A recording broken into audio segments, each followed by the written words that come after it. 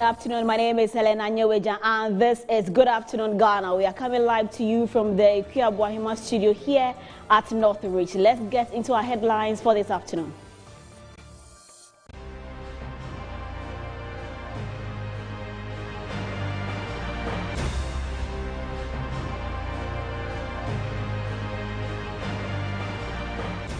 Some concerned traders at Kwame Nkrumah Circle protest what they term unlawful ejection as they believe their structures are going to be demolished to make way for Chinese traders.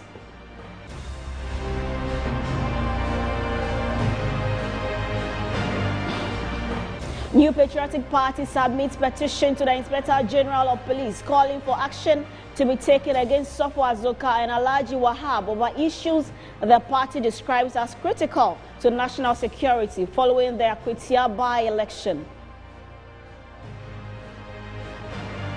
Coming up on Business Edge, we will have a conversation on the recently launched Responsible Cooperative Mining and Skills Development Program aimed at reforming artisanal and small-scale mining to combat illegal mining.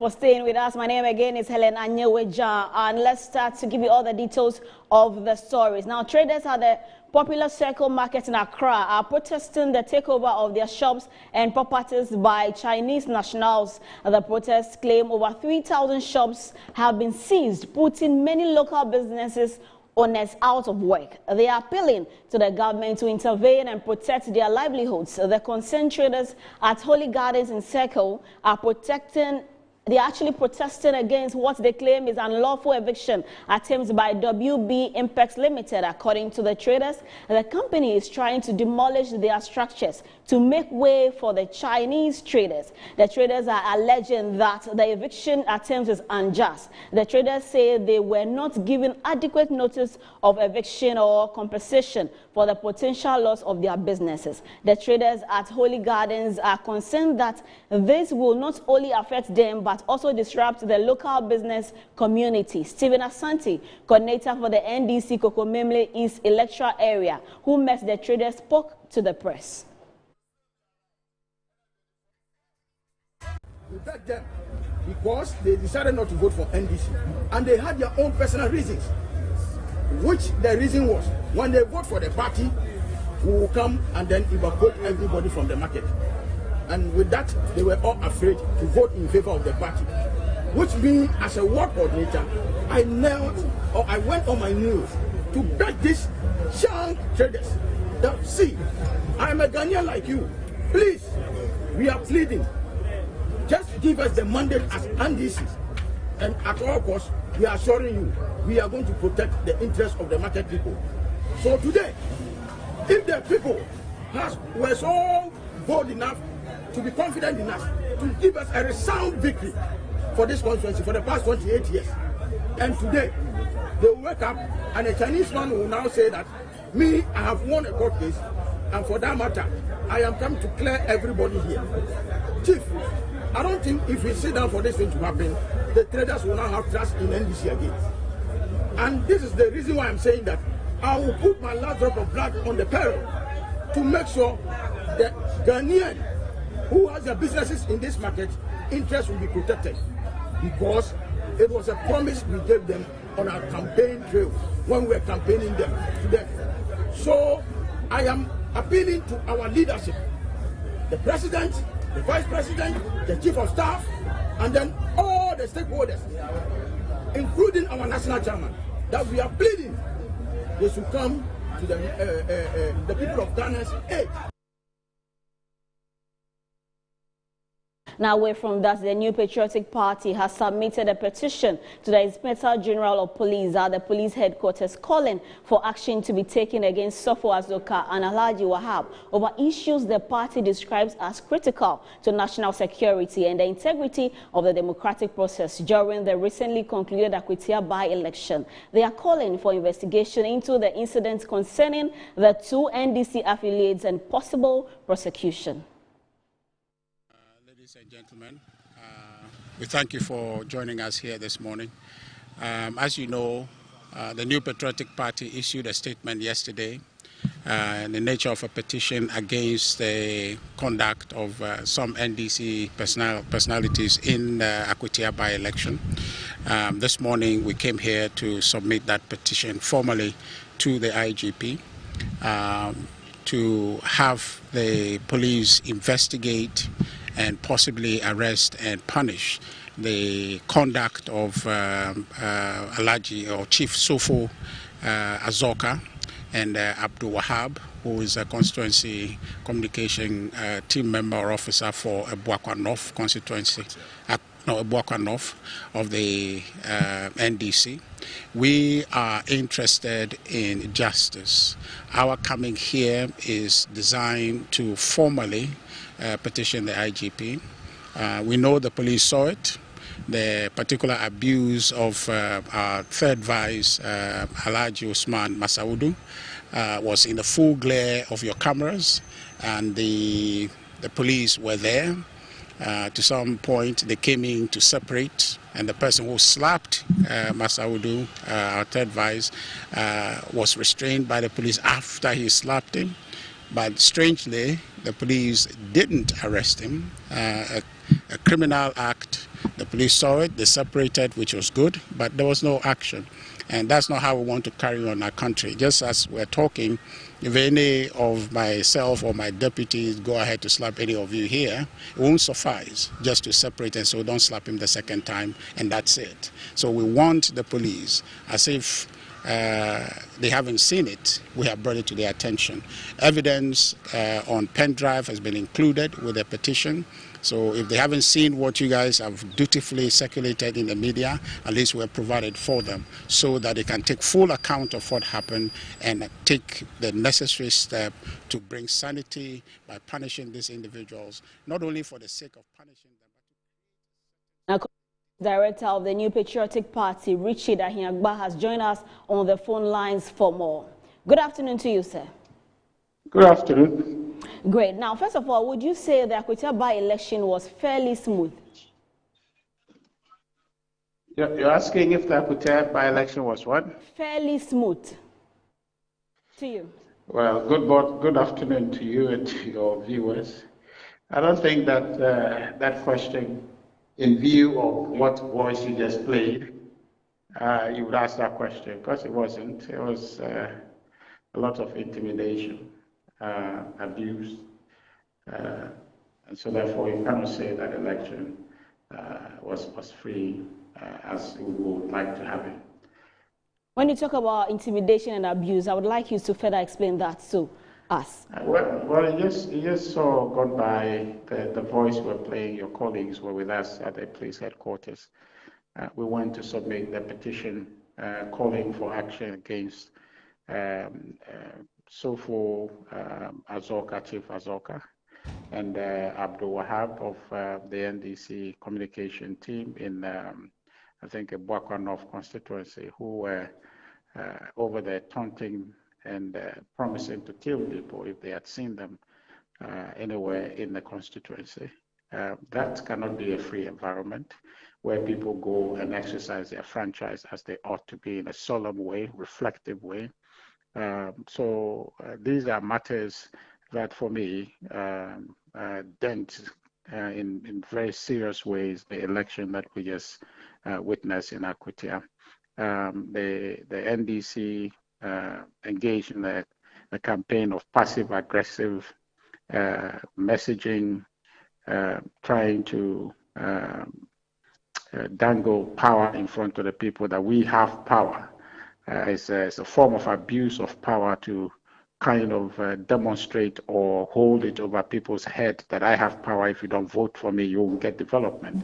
Completely unacceptable. It's against the Constitution. They're not supposed to do that.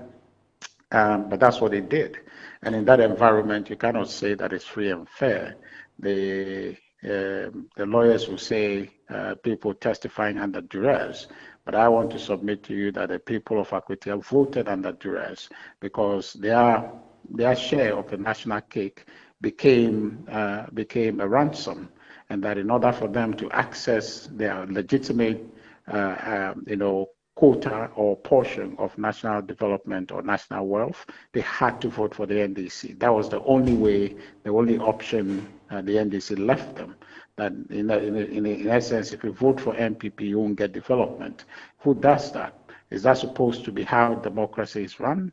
Is that supposed to be how the NDC exercises the power that they have won, a mandate to serve the people of Ghana? The president's oath that he took didn't say that let the people worship you so you can serve them.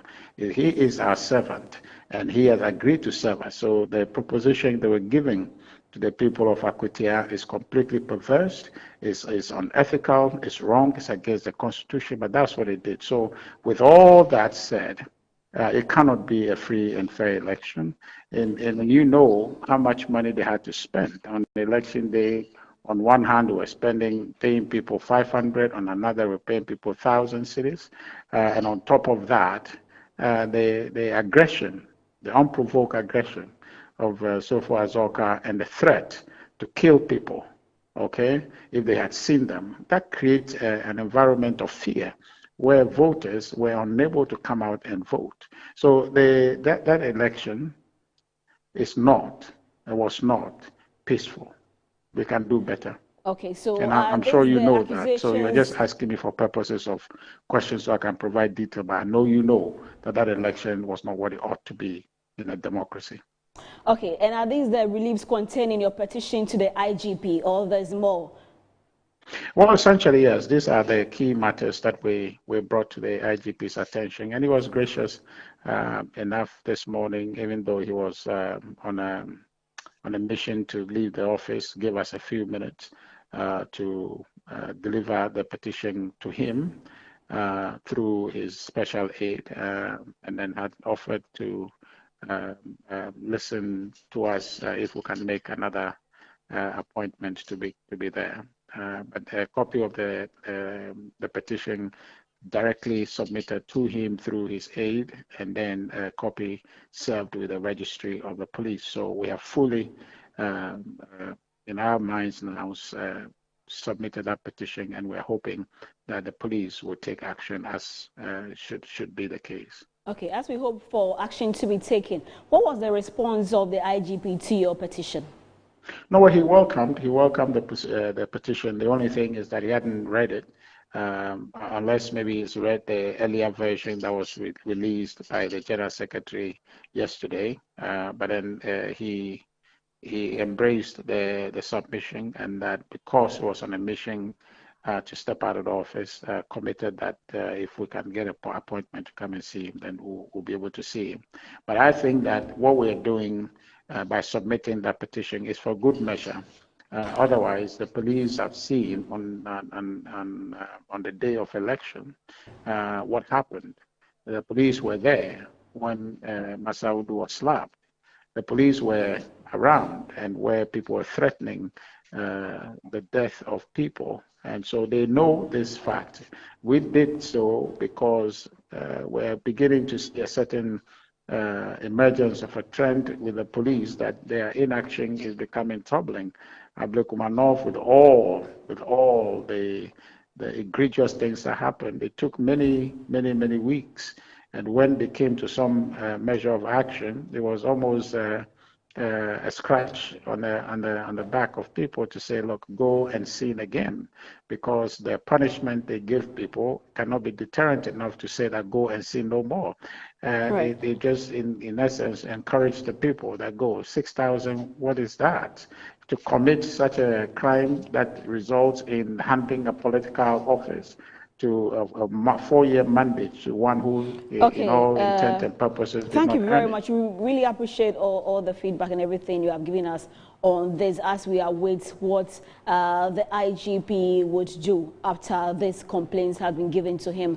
But thank you very much for your time this afternoon. That was Richard Ahiangbe. He is the Director of Communications for the New Patriotic Party. Let's now turn our attention to other matters. Minister of Communication, Digital Technology and Innovation, Sam George, has revealed that MultiChoice operators of DSTV has proposed to reduce subscription fees following months of tango with the government. Speaking to the media at the Digital African Summit, the minister said he will soon address the nation on the matter. On the 7th of August, the NCA, acting on my directive, issued a 30-day notice to suspend the license of MultiChoice Ghana Limited because I'd engaged them and asked them to do a 30% reduction. In line with the improved economic conditions in the country. They had failed to comply. I think about 15 or 16 days ago, I met with MultiChoice and imposed a 10,000 cedi daily fine on them. I think so now they owe us about 150 to 170,000 Ghana cedis. The NCA will collect. They have up to the 6th. If by the 6th there is no resolution, we will shut down operations of MultiChoice TV. No company, no corporate entity is more powerful than the collective interest of the Ghanaian people. That much I would serve notice. Hopefully tomorrow, I will make a formal announcement from the ministry. Last night, a team from MultiChoice reached out and they've made some proposals. We've asked for further concessions to be made. I've given them up to close of day today. By tomorrow, I'll make an announcement. But there is every possibility that we will see some resolution to this matter before the 6th of September. But I can assure you of one thing, as your minister, no company will hold Ghanaians to a ransom. The desire of the Ghanaian people, which is to see a reduction in the bouquet prices, will be achieved. Thank you, sir. Now, away from that, Ghana Digital Future has received a major boost with the launch of the GSMA's Ghana's Digitalization Report at the Digital Africa Summit in Accra. The report highlights how strategic reforms in mobile technology could drive economic transformation in Ghana. The GSMA report, titled Digital Transformation as a Catalyst for Ghana's Economic Growth, outlined opportunities in sectors such as agriculture, mobile connectivity and manufacturing. Speaking to the media on the sidelines of the summit, Sam George, the Minister of Communications, Digital Technology and Innovation, described the report as proof of the many initiatives already underway to boost Ghana's digital economy. I think this report highlights the collective success of our country and where we've gotten to. It highlights where we've been able to get, but even more critical, it highlights the room for improvement and what we need to do. I'm excited that this report looks at Ghana up to end 2024 and has highlighted a number of areas that we need to work on. But even when you read the report recognizes the fact that many of the things they need for us to do as a country in the last 8 months of this administration, we've already started doing. So I'm excited that by the time we have the 2025 report, you would see that Ghana's overall score would have even gotten better. He further revealed that Ghana is positioning itself to become the hub of artificial intelligence in Africa. That's one of the visions of this administration, to make Ghana the center for artificial intelligence excellence on the continent. In line with that, as a government, we've started the training of the 1 million coders, which has AI training. Apart from that, we've signed a $1 billion deal with the UAE, which is progressing steadily. The land's been identified. The project management office is about to start. We should see construction start in 2026. You have the national AI strategy that's been worked on with our development partners, and we're wrapping up that. There's a lot of work underway to set Ghana up to be that leader.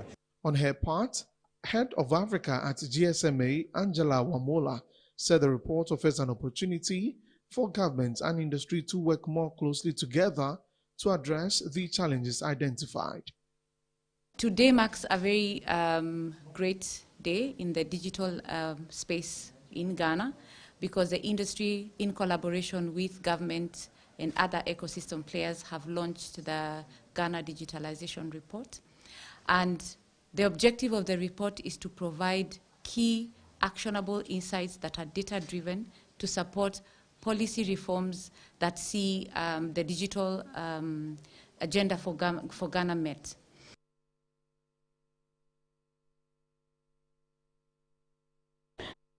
Let's do some social stories now. President John Dramani Mahama has visited the construction site of the Ofonko in Sawam Road to inspect ongoing rehabilitation works. The project, which has been seeing delays spanning successive governments, is now scheduled for completion by the second quarter of 2026. The Ofanko in Sawam Highway has long been a political flashpoint, with residents and drivers raising concerns over traffic congestion, accidents, and prolonged construction delays. Under this new administration, expectations are high for real change. For this reason, President John Dramani Mahama has on September 3, 2025, visited the stretch to assess the progress of work. The President, who was accompanied by the Minister of Roads and Highways, Kwame Governs Abuja, emphasized the need for both quality and timely delivery, urging contractors to also ensure free flow of traffic for commuters. At the time you took office, the contractor raised a certificate of almost $78 million before NPP left power, and they did not pay him. So it was surprising that just after you took office, people were expecting that what they could not do all over that period, you will do it. But guess what, Mr. President, you did it. As of today, Mr. President, every certificate owed the contractor on this project has been paid entirely. So we don't owe the contractor any amount on this project. And I want to hold the consultant to his word that by second quarter next year, this project should be completed, because the physical progress is about 75%. And then financial performance is even slightly ahead of that. What it means is that there's enough resource for the contractor to continue and complete this project. We were quite concerned about the complaints that were coming from the traveling public. And so we are happy to see that the traffic is flowing. But what I say to contractors is, yes, we know you have work to do, but one of your duties is site management, to make sure that your work does not impede the flow of traffic. So you must make adequate arrangements so that even while you're working, you are creating the conditions for traffic to flow. I can understand what happened. A loan was taken for this project, and I don't understand why the money is finished and the project is not over, and that we're having to come and pay supplementary almost 78 million from government of Ghana funds. So that's something that we need to find out. So we'll hold you to your word. You say by end of second quarter next year, you should be finished. Okay, so after the exhaustion of the current payment that has been made, would it be enough to finish, or is there a supplementary payment? Well, as the Honorable said, we still have some more money left in the contract to pay the contractor. So I believe that maybe in the course of time we will probably raise another certificate, and that should be able to take us to the end of the project. With the assurance of completion by mid-2026, all eyes will remain on the government and contractors to fulfill this promise. From the Ofanko in Sawam stretch, Shadrach Odame Ejare, Metro News. Now, the Ministry of Fisheries and Aquaculture Development, the Ministry of Environment, Science and Technology, and other stakeholders has begun critical steps towards finalizing Ghana's first ever Blue Economy Strategy, a roadmap to sustainably develop ocean and water-based resources whilst promoting inclusive economic growth and climate resilience.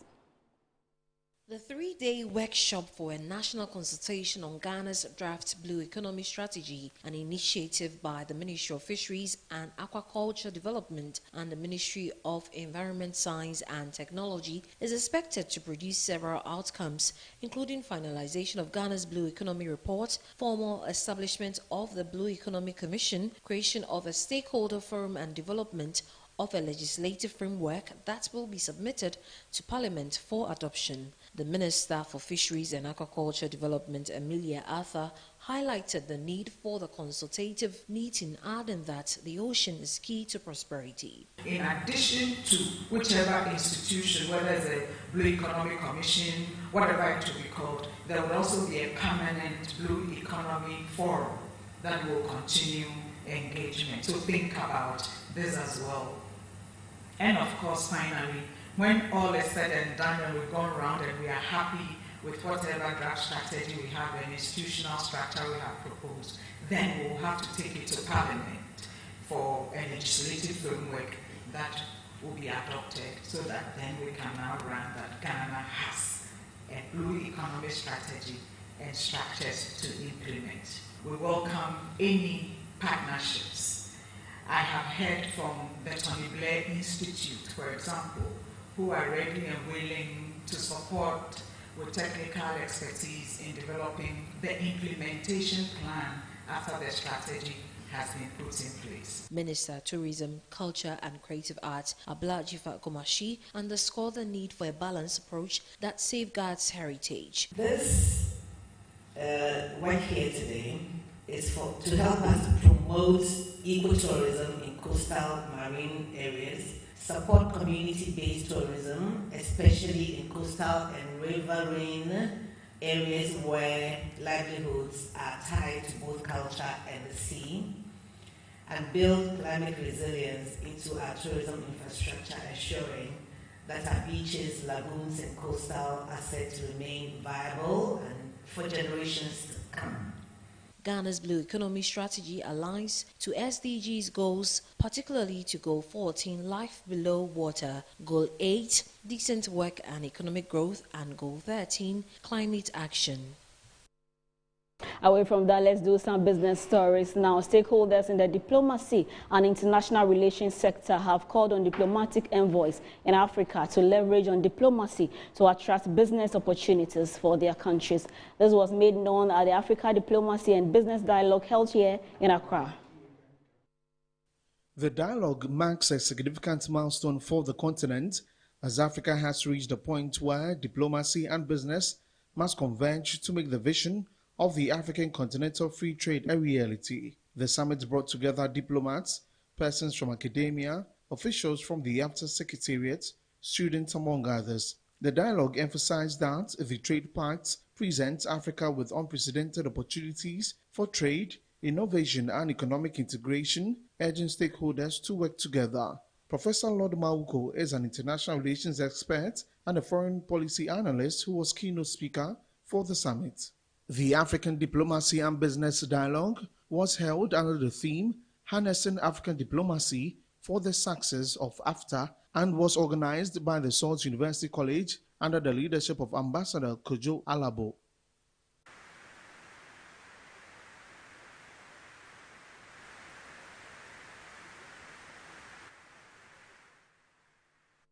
Now, the National Development Planning Commission has presented certificates of approval to selected ministries, departments and agencies, as well as regional coordinating councils whose medium-term development plans for 2026 to 2029 have successfully met national standards. The NDPC says the certification is not a mere formality, but a prerequisite for assessing funding, sending a clear message: no certificate, no cash.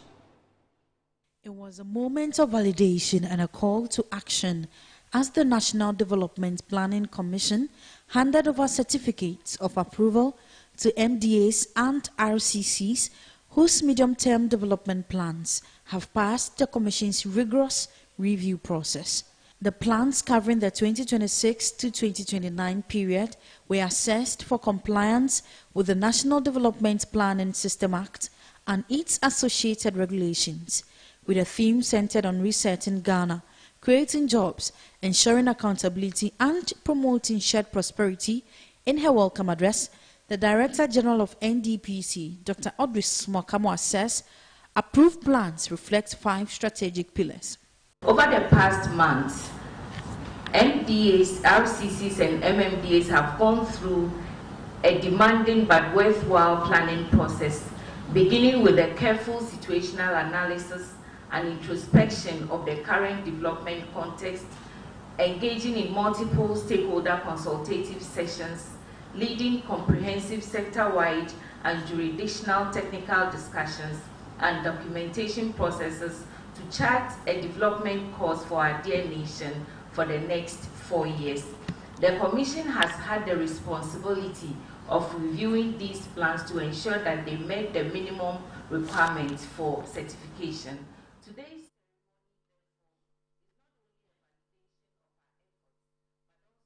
That'll be all for the news updates here on Good Afternoon Ghana this afternoon. And you can follow us on Facebook at Metro TV Ghana, on YouTube at Metro TV Ghana, on TikTok, X, and on Instagram. You can follow us on Metro TV GH. My name is Helen Anyoja, and we are going for a break. When we return, my senior colleague, Kwesi Efriye, would go into Business Edge with you. Do stay.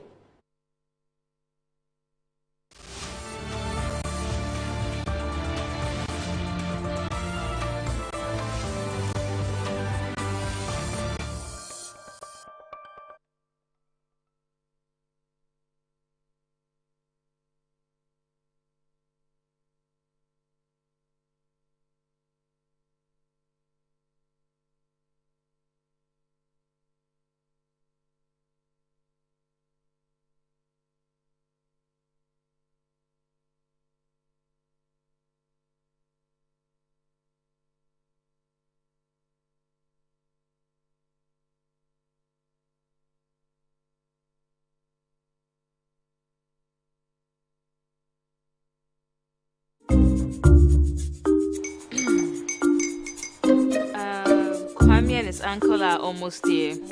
Wait a minute. This one too, your friend Kwame. Wait, Kwame. As in the same Kwame again? Yes, Mommy. The second coming. Into all this tension just to reintroduce that broke boy from Kaswa.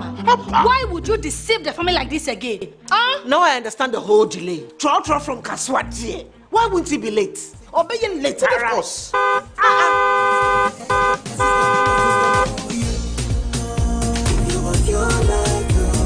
Star 712 hash, star 712 hash. Yeah, you go feel the luckiest. Coffee from Georgia be luckiest. From Natepia, cause she be luckiest. Yeah, you go feel be luckiest. No bugger, why you luckiest? Everybody go be the luckiest. That's Kwame! Senya, God, the apple boom. If you put it with a so would the coming of the Son of Man be. Hey! Is that his car? Dial star 712 hash. Choose your ticket. Enter your lucky number. Follow the prompt and let destiny handle the rest. This promotion is regulated by the NLA on the Caritas platform.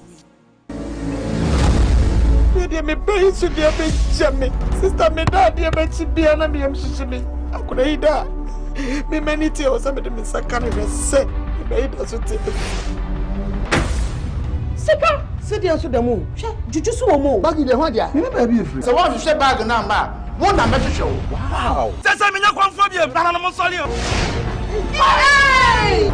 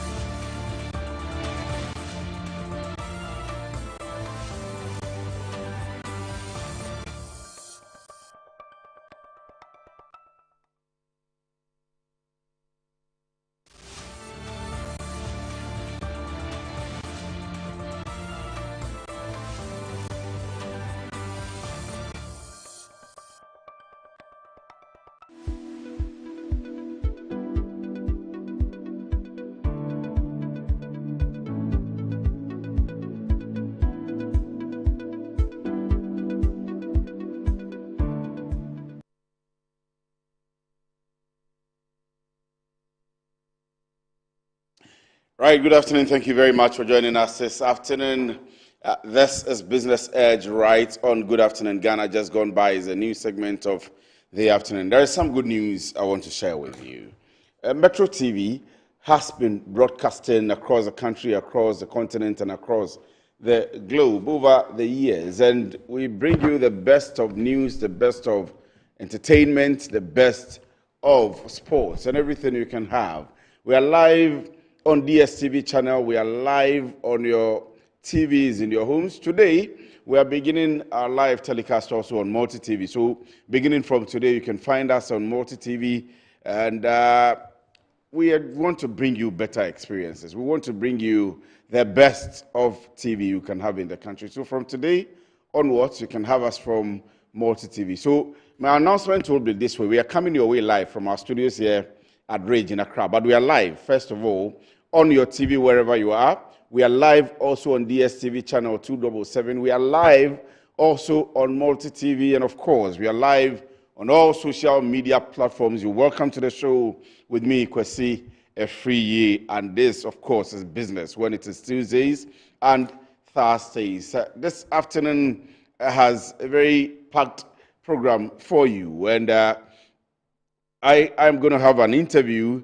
It kind of ignites emotional reaction, but of course we need to work. The government needs to move on. The government needs to solve the problems of the people. And so I'm going to talk about the alternative, the development, the result, or the solution, to be specific, the solution to the problem of mining, the problem of galamsey, the problem of illegal mining. Mining has different aspects, and we have lots of legal mining, both on the large scale and the medium scale and even the small scale here in the country. But the ones which are illegal and the young people that are getting into the illegal mining space, what do we do to them as a country? How do we take them off these galamsey pits, and what kind of livelihood do we need to give them as a country?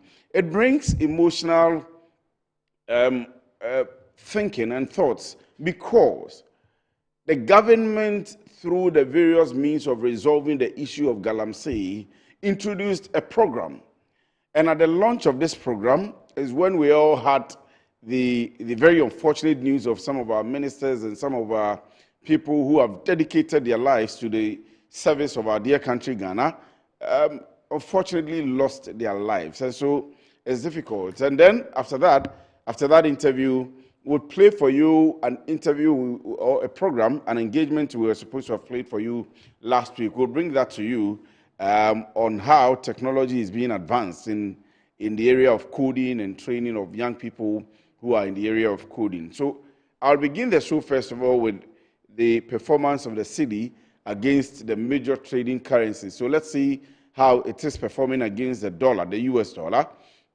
And as of yesterday, it was around 11.8. Okay, so I think it is still the same as of this morning. So by the close of business yesterday, the dollar was buying for 11.89 Ghana cedis and selling for 11.90 Ghana cedis. That's the performance of the cedi against the US dollar. It's still fairly stable. I've always said to you that what the businessmen and the people who have cause to work with the exchange rate want is necessarily the stability of the currency. Let's see how the euro or the pound is performing. So next will be the euro. The euro is selling for 13.8879 Ghana cedis, and that's buying. It's actually buying for 13.8879 Ghana cedis, but approximately, so it's almost the same, approximately 13.9, and selling for 13.9016, and again, approximately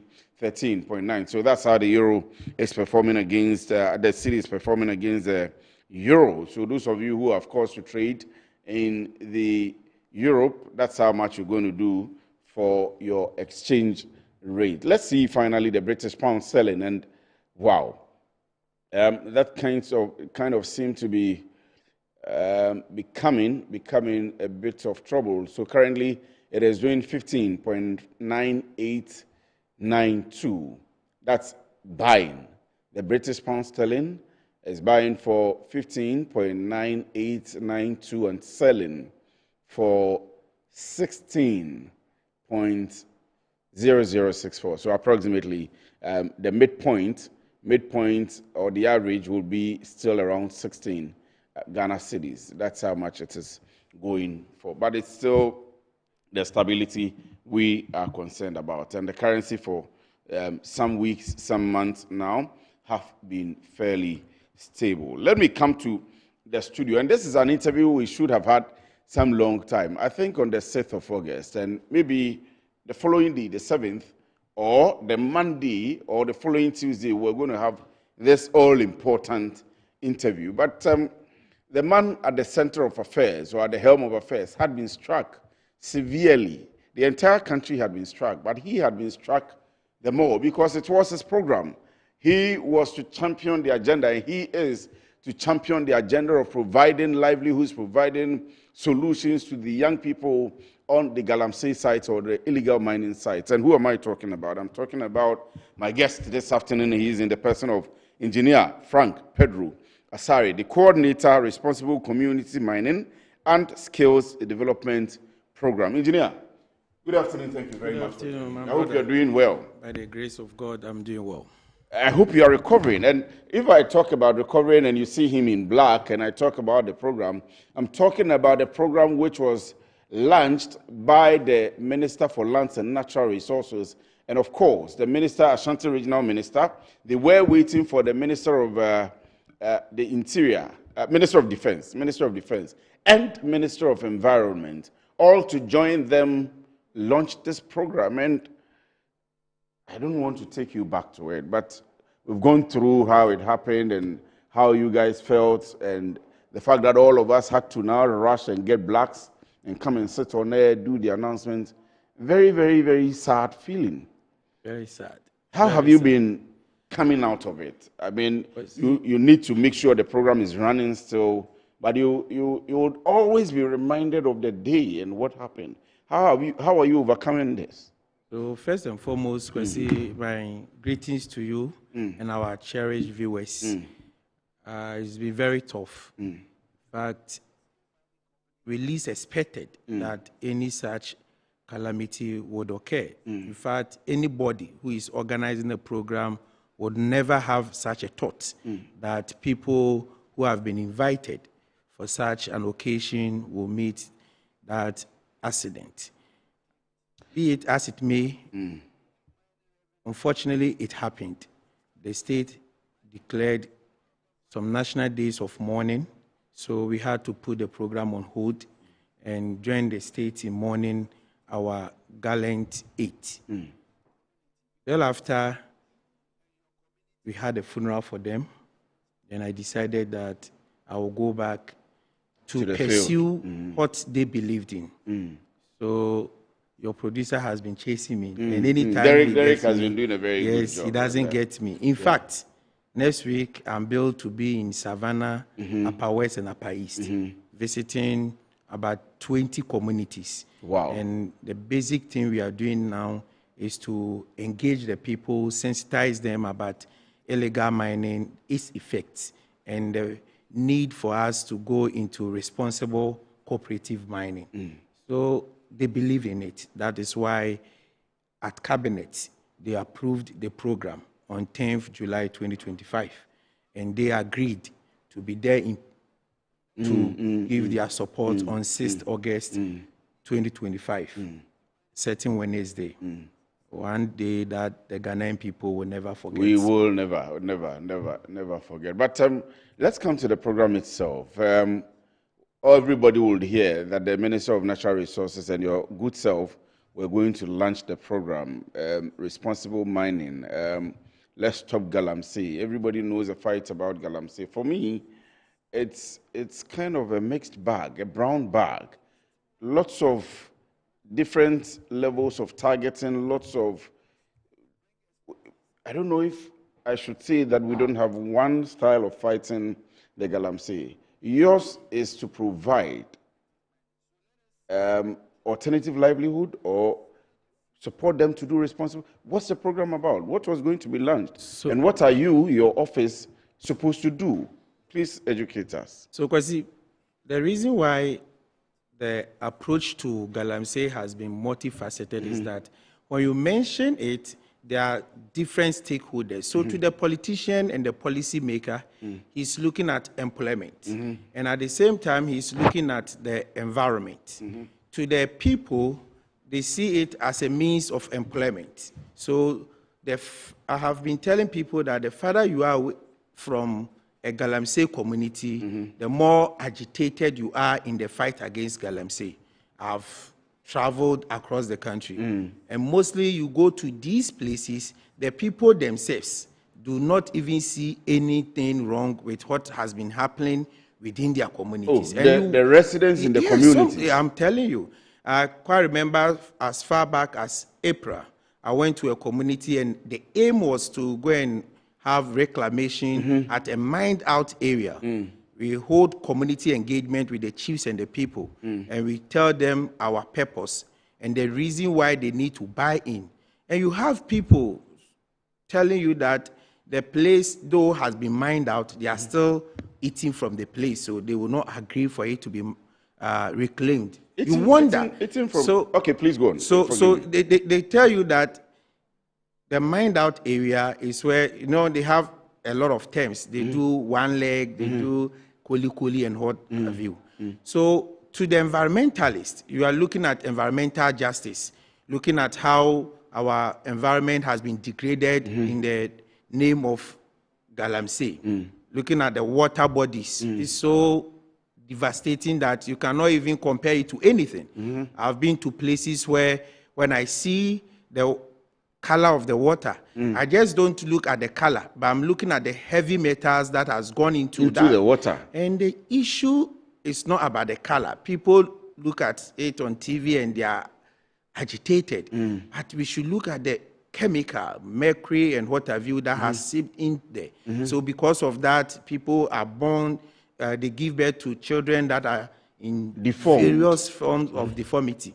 So it is a very serious matter. It is a national security issue. So approaching it must be in diverse ways. Yes. So as you use the brute force, you also look at means to get them to mine, but mine responsibly as an alternative to the illegal mining. So it is in view of that the government of His Excellency John Dramani Mahama approved a responsible cooperative mining and skills development program with the aim that we should be able to learn lessons from the community mining that was introduced by the SWAL administration and the National Alternative Employment and Livelihood Program that was also introduced. Then we bring a synergy, we look at it, then we implement the responsible cooperative mining, looking at the challenges. Oh, so you have gone a step further. Yes. Beyond what was... I don't want to put you on the spot. No, you can't. Because I've been the national coordinator for the National Alternative Employment and Livelihood Program since March. And I took over the position as national coordinator for the responsible cooperative. I'm saying so because I want to ask whether we saw any impact, whether there was anything to... Yes, so that is why I'm saying that you can't ask. And I've watched you interview my mom, the administrator for the... Minerals Development Fund. And that interview we even mentioned about the National Alternative Employment and Livelihood Program. So I've listened to you. So then we look at the impact of the NALP program, the challenges that confronted the community mining program. Then we developed a different policy, a different program in the name that one, mining per se is not the issue, but it is the approach. So first and foremost, mining is by law. So we have the Minerals and Mining Act, Act 703, that governs the mining regime in Ghana. Before you can mine, you need to have your license given to you by the Minister for Lands and Natural Resources through the Minerals Commission. Then afterwards, we need to have a permit from the Environmental Protection Agency. Then because it is something that will require you to use water, then you also need a permit from the Water Resources Commission. Okay. Most people who are into illegal mining don't have these. So as a result of that, they are not accountable. You are not able to hold them to strict what adherence they need to do, to the laws. Reasons are that they are faceless. You go to a place and they've dug out the place, they've done a lot of things, and you don't know who to hold accountable because the person does not hold the license. Now, and even with gold sales trading, traceability issue comes in here because who owns the concession, who gave the permits, and what have you. So one of the issues we intend to solve with the responsible cooperative mining with documentation, the implementing unit will be the facilitator between the Minerals Commission, the Environmental Protection Agency, and the Water Resources Commission to aiding these miners to get the licenses and the permits that they need to operate. Let me come from the floor and come to you. I will come to the responsibility itself, but let's come from Nalep. Was it impactful? Did it gain any results? Yes, it did, but we could have done more. So I told you that I took over in March 2025. My predecessor, Dr. Louis Carroll Sewa, had done her part, but we could have done more, I say so, because they had done about 823 hectares of reclamation in places that had been mined out, some place in Jaboso district, Bibiani Anyaso district, in Etiwa, so Abomusu. And these are visible, we can go and see them. In fact, when we came, we decided to take auditors there to go and audit. Some of the places, the challenges were that immediately after the reclamation, the miners went back to mine the same places that have been reclaimed. Okay. So as part of the process, we haven't learned from that. We are now doing that in partnership with the military. Then the military has a holding, DHOC, that we are also in talks with them that now anywhere we are going to reclaim, we should have military presence there and we should have proper sensitization. Because you see, there's a lot of misconception. That's key for me. That's very There's key. a lot of misconception. You meet miners and they tell you that the places that will be reclaimed, with time, the place, gold will come back. So they are going to Is mine. it spiritual? The gold comes back. It is not true. Gold depletes. So when you go to mine out, unless because the people did not do proper prospecting, that is the second leg I was going on.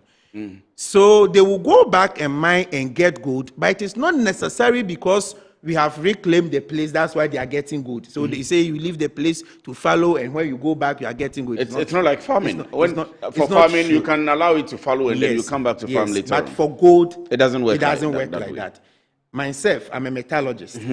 I worked. In fact, you are an engineer. I mean, let's. So I worked with a large-scale mining company after KNUST for a longer time before going to read law. So I look at the legal regime and I look at the technical aspect. Truth is that when you mine, you do proper prospecting, where you've taken samples and you have assayed and you know the grams in the place, then you work towards that, you mine. If you take away the gold, it does not come back again. That is why it does not come back at all. That is why it is important to do proper geological investigation before you even go to start mining. And that is the second leg. So after documentation, there are companies that have licenses, but where you go to where they work, it is not different from what the illegal miners are doing. You know why? They do what I call blind mining, because they go, they have the concession, then they take in the earth-moving equipment. And they start mining. Because they are using previous conversation. Kwesi once told me that this place is rich. There is some gold here, There are some people who have mined, they go to high excavators and they get £1. If you ask a gold miner, he tells you what the value of £1, he gets nothing. There are people who go and they get, because they just went to the right spot not because they did any investigation. So, so guesswork. A gunman will say Matra Makwe. Yes, okay, yes. Guesswork. Guesswork. So we are saying that for us to give a place for cooperative mining and for them to mine responsibly so that we don't, because they have degraded a lot of land, vast hectares. Too much in the country. And they get little. Because they got little from it, they are unable to spend to reclaim. So when I go to the places and I say that, look, you mined here and had money. Why are you not reclaiming? You hide dozers and you just have some technical people to guide you and reclaim. The miners will tell you that the money they expended, because if you're a miner, you have to do optimization. You have to know how much you are spending and how much you are selling the product. So now an ounce of gold is $3,500. What is your cost of production? If your cost of production is $3,300, you make only $200. That's not profitable. That is not profitable. You are just breaking through. So it is something that needs to be looked at. So we are looking at the fact that the government, through Gold Board, through other agencies, will look at investing the Ghana Geological Survey Agency Authority. We look at investing in geological investigation. So we have blocked that an area. Let's look at the place where the mineral is, the mineralization of those concessions. I would so say, that, Kwesi, when I'm giving you, Kwesi, a license and a permit to go and mine, you know where the ore is. So you go and you design your pit. And you have to design the pit such that you are targeting where the ore is, and you don't go amiss just digging anywhere on site. Would they need a license from you? They will need the license. Is it the cooperatives? No. The mining laws of Ghana has not changed. Yes. The Minerals Commission is the regulator of all minerals, including salts, coal, gold, bauxite. Yes, bauxite. We have created the Giadec. So diamond and what have you. So Minerals Commission will still be the regulator for the cooperative mining. So I am in touch with Minerals Commission. I'm in touch with EPA. However, we are the implementing unit. So we will be doing the monitoring, the evaluation. Asking that because, and I will allow you to Minerals Commission has the inspectorate division. So before working with you. Yes, before we say this particular place is due for cooperative mining, we have done the pre-inspection. Then when we are certified, we then recommend to the Minister for Lands and Natural Resources to grant the license. Then the environment, the EPA people, the Environmental Protection Agency, will go there to do the environmental impact assessment before they grant the permit. So let me say that, first of all, I am asking the question because I'm happy you are there. I'm happy you are at the helm of affairs now. Based on your experience, number one.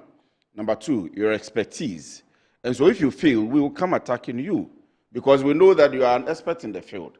Now, what you are telling me, if I'm getting you right, is that you have elevated the approach into a two-pronged approach now. You have elevated it from the basic to a level where you can have control. So it's not just the skills development, but you are ensuring responsible mining for these small-scale miners to be in cooperatives, if I'm getting you right, and that you are going to monitor and be with them in the implementation. And that's also with, or in a partnership with the Ministry of Lands and Natural Resources, the EPA, the Geological Services, all of these institutions. Is that what you're telling me? Yes, so I'm telling you and I'm telling the Ghanaian people. Yes. That is exactly what we're doing. It is an implementing unit that is facilitating between the Minerals Commission, the Environmental Protection Agency, the Water Resources Commission, and the MMDC, because all these mining are happening within districts. So we need to also collaborate with them. So everywhere I go, I first and foremost meet the Minerals Commission district manager. Yes. Then the MC or DC of the area.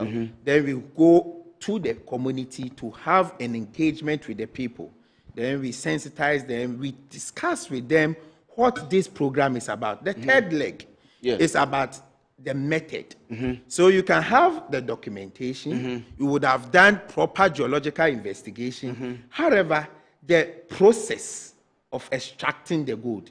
So it is not that you are going to sack people from the Galamsey sites. We are sacking them. We are fighting. I have told you we are fighting the Galamsey with a two-pronged approach where we are using the punitive measures. So if we have a cooperative and we are regulating it, you can have no reason to go to the Galamsey site and do whatever you want. You have to come under the cooperative. However, that means you are not sacking them. We are organizing them. Yes, we are organizing them and we are regulating. But those who don't adhere will now be sacked. Yes, they will be sacked and be punished. Because we have laws in our country that stipulates that you cannot do what they are doing. Fair enough. Then they fight back and tell you that you have not provided an alternative. Okay. We still want to mine. Okay. But we need guidance. So I've been to places where we have their mining they are underground. So they are mining from shafts that have been abandoned by large-scale mining companies. Okay. But I tell them that, look, yes, what you are doing is the mining method. You are mining underground. The mining methods are different. There are people who mine the surface mining. That's what we call open pits. Then we have the processing. I'm a process engineer. Okay. So the processing starts from, it even starts from the blasting, the comminution process. Then we are coming to crush, we are coming to mill, then it goes to the absorption before elution, then we go smelting, then you get your gold. Now, what you people are doing is the mining method, which is good because you are mining underground, you are not destroying any water body. However, the process, when you bring the ore, then you distribute it on breaking day. Then people take it to their various places. Then they are going to use chamfine to extract the gold. In the process, they use the chemicals goes into our stream. We hear they use mercury. Yes. Is that true? That is true. In some places. Now, with the responsible cooperative mining, because of time, let me give... Yes, you have. One, we are not going to allow in forest, so there will not be any responsible cooperative mining in any forest. In any forest? One, we are not going to allow in any water body, not near any water body. That would be sweet if you're able to do that. Yes. So we should mark you on that. That's why I'm putting it out. I'm putting it out so that the Ghanaian people will know that this is what we stand for. No mining, cooperative mining, in specifically forest. In forest. That's reserve. Number one. That's number one. Number two, in a water body. No cooperative mining in water bodies. Near water bodies. Near water bodies. Then we are also bringing the process units that is mercury free. Mining has been with us for a longer period, but we did not have these issues until the advent of illegal miners just using mercury and what have you. So it means that those who were doing it responsibly and it was sustainable. We need to be very intentional about how we mine. And if you are going to be intentional, one of the areas we need to look at is the process. Good for me, that has been the work I've been doing when I was in the mine. I think that we should be able to extract the gold and the recovery will be higher even than what they get now.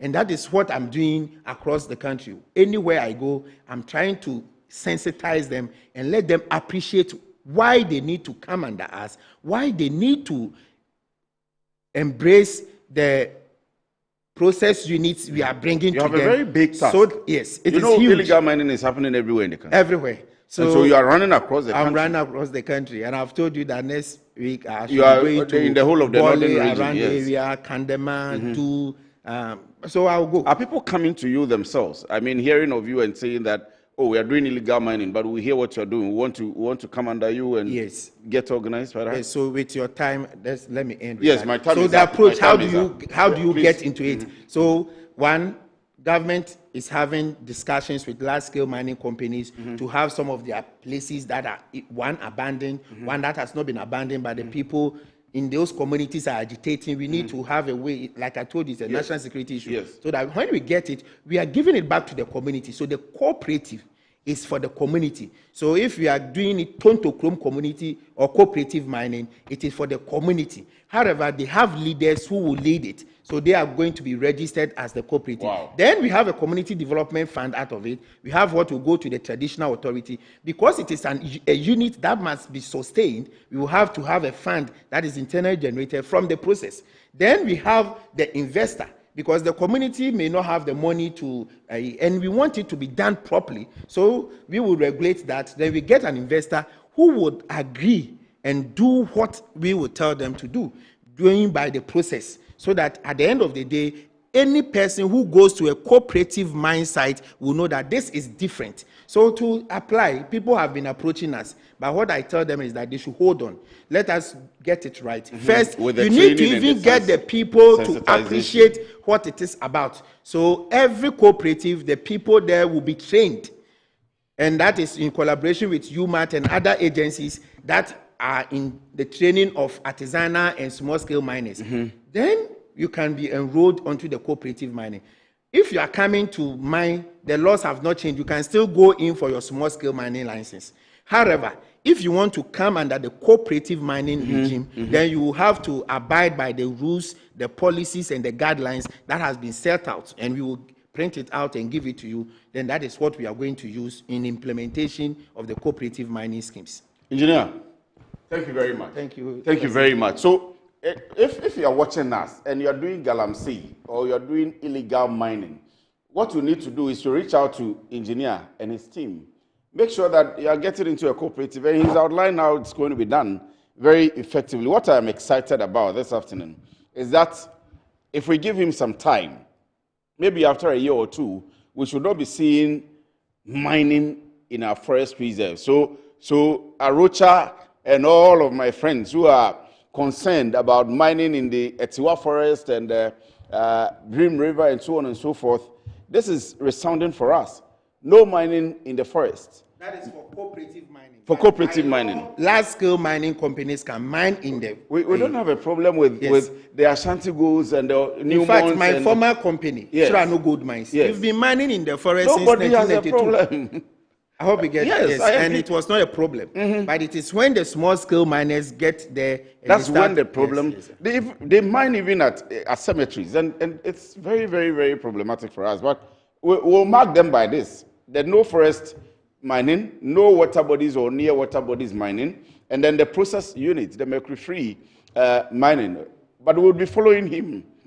Engineer, thank you very much for this afternoon. What we'll do is that Derek would continue to be with you on all your trips, and at least we'll tell the public about the good things that you are doing. So all the videos that you would have, we'll get Derek to get it, so we put it on air. In fact, today I will send him. We'll be happy to have them. And all your trips and sensitization and the training, we'll have them, and then let's put it on air. Let people see what you are doing, because at the end of the day, we'll still come back and mark you by it. We have told you, because you are an expert in the field, we'll come back. So Engineer Frank Pedro Asare is a coordinator for responsible community mining and responsible cooperative mining and skills development program. And we are happy we've had him here. We'll be with him. We'll be with him as he goes around, and we wish him well, and we pray for him that he will be successful. It's not an easy area, fighting mining, providing livelihoods, and putting people in cooperatives to stop galamsey. It's not an easy task at all. So we'll be with him. We'll go on a quick break to acknowledge our sponsors. Don't go away. I'm still here. When we come back, we've had an engagement with lots of technology or coders who have come to Ghana together to learn about how they will develop their business environment and support the development of AI, providing African solutions to African problems through technology. We'll come back with that video. Don't go away.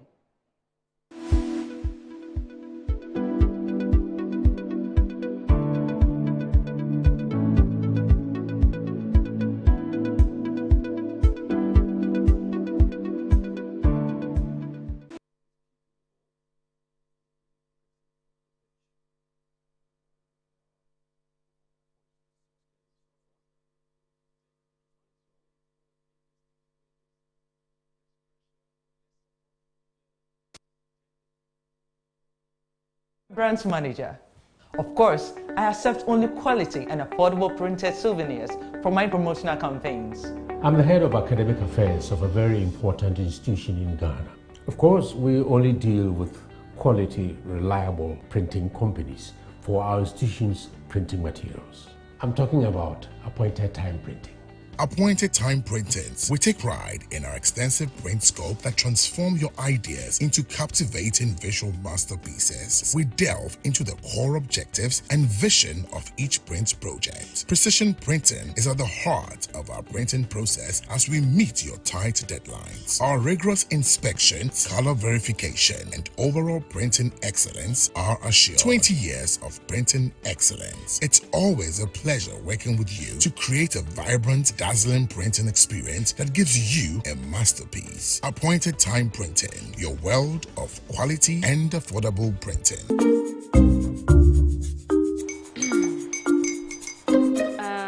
Kwame and his uncle are almost here. Wait a minute. This one too, your friend Kwame. Wait, Kwame? As in the same Kwame again? Yes, mommy. The second coming. Into all this tension just to reintroduce that broke boy from Kaswa. Why would you deceive the family like this again? Now I understand the whole delay. Troll from Kaswa. Why wouldn't he be late? Obey him later. Of course.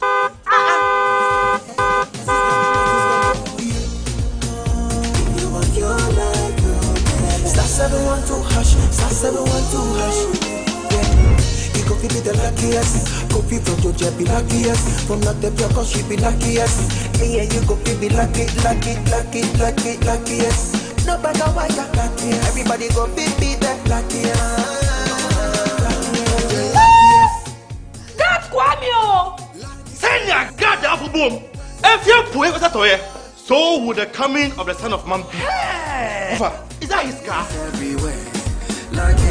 Dial star 712 hash. Choose your ticket. Enter your lucky number. Follow the prompts and let destiny handle the rest. This promotion is regulated by the NLA on the Caritas platform. This BB9 Jazz Season 10. No filters, no scripts, no holding back. Cause it's 10 times the drama, 10 times the rivalry, 10 times the game. This is certified. No zero, no minus. Big Brother 9 Jazz Season 10 on Showmax.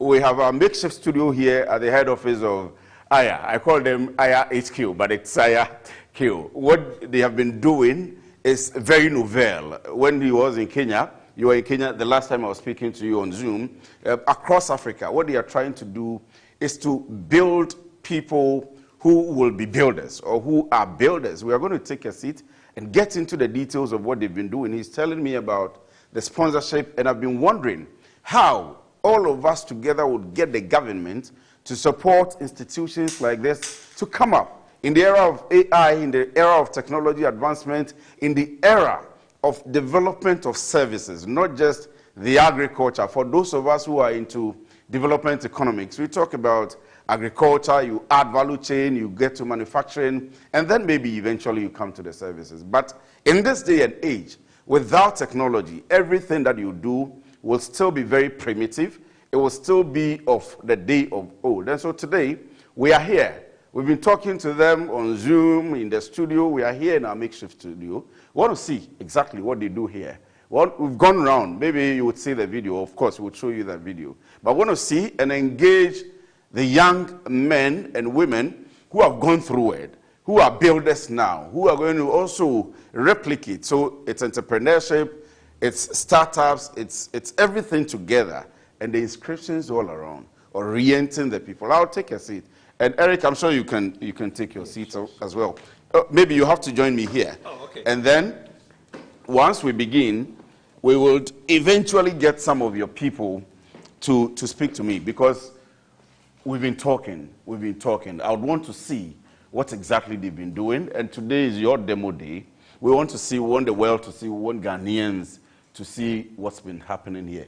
But Mike, let's get on with what you were telling me. 500 people you began with. 350. But let's begin from the first cohort. How has this whole program been? And for you, as developers who intend not to sit with what you do on your minds only, but to impart the knowledge around, what's this program about? Let's begin. A lot of people have watched you probably before, but Aya, what are you about? Tell me about that, then we gradually would get into this current program. Absolutely. For us at IAHQ, we believe that we are not waiting for government. We are not waiting for international donor agencies. All the old construct that has been given to Africa, to us, that's not applicable to us. Because we believe that we're not done. We're smart people. There's a lot of smart people around us. There's a lot of young people who truly want to do something. What we've found that we're missing is an ecosystem, a community, a home, where we all can come together and actually make this possible. And what we quickly realized in that journey is, oftentimes, what is missing is a mindset to actually believe. And we also say this in IA. Once you make an African child believe in his or her own ability to do it, is already 50% of the problem is solved. Then the rest is actually understanding that they have that ability. So we piloted it with our own money twice. We had 2 cohorts. From the first cohort, we have the likes of Sarcasm came from there and other amazing companies. And then on that journey, we have LISC came to us and said, listen, we don't want to be like every other protocol. We want to actually co-create this with Africans. And it was about 6 months of conversation, back and forth. And we were very clear. You don't come to IHQ and say, help me do meetup or help me do hackathon, which has always been the story of a lot of protocols. We don't do that. We don't care how many thousands of dollars you put. We will not let you use us as a way to take a picture. We don't do that. But if you're truly serious as global allies and you really want to co-create with us so that you can benefit the opportunity that is going to come from Africa, that's where we come in. And after we broke that partnership, we actually look at what is the need for an African child to actually win. And so for us, we already opened the Accra Hub before LISC partnership happened. But with the help of LISC partnership, we will open another one in Kilifi. And so to us, what we quickly realized is a lot of people are still struggling with data. Data accessibility is still a problem. And so can we create a place where you don't need anything, you just need to pack your bag? And that's all you need. You have internet, you have other people who are dreamers like you, because environment also matters.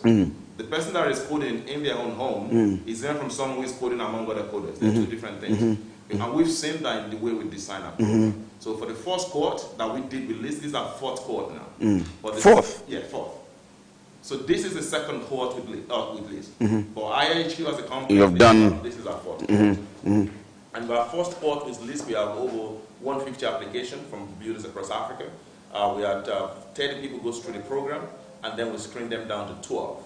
And from that 12, 6 of them get $20,000 worth of grant to support what they're building from a partner LISC Foundation. But what we quickly realized from first cohort is a lot of these founders are still thinking from a survivor mindset. They're still thinking $20,000 is a lot of money. We have founders who collected money and just start fighting each other. And that to us was a pain in terms of, we want you to see the bigger picture. We want you to see that there is abundance of money and resources across the world if you create value. And so since this 2nd cohort, I really want to give shout out to them, because we literally make the program even more harder for the 2nd cohort. So we have 350 applications for 2nd cohort, which is 100% increase from the first cohort. And we shortlisted them down to 50. But this time around, we did something different that we didn't do in first cohort. We are interviewed with all of them one-on-one. Let me ask you, Eric, and on that same point, what was entailed or captured in the interview? Because it means that I see very smart, intelligent, young people. I mean, out of 350 people, you have 12. 8, eventually. 8. So top of the selection. What went into it? How was the interview like? What were you looking out for? How did you come by these 8 people? Thank you, Kosi. So our framework is very simple. We have a framework called the PACE, problem solving, adapting, creativity, and empathy. What we realize is that anybody can be an entrepreneur, anybody can be a founder, but what stands out is conviction. So we look out for people who are driven by purpose. And when rain or shine, they believe in their dream and they They care about their dream. They don't need motivation. They're inspired by their own dream. They wake up and sleep and say, I want to do this. I just want to solve this problem. I want to become Elon Musk. I want to create solutions for the Africans that I live with. So what we realized across the continent, including myself, is that most of us just want to take pictures. Our LinkedIn, everybody's a CEO. But what makes the difference between the successful founder and the one that chases the cloud is conviction. Clarity comes from conviction.